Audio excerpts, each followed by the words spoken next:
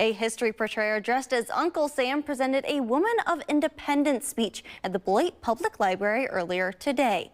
Terry Lynch and his wife Laura created the Woman of Independence idea for the America 250 celebrations throughout the country. Lynch tells stories of little-known historical women from the American Revolution.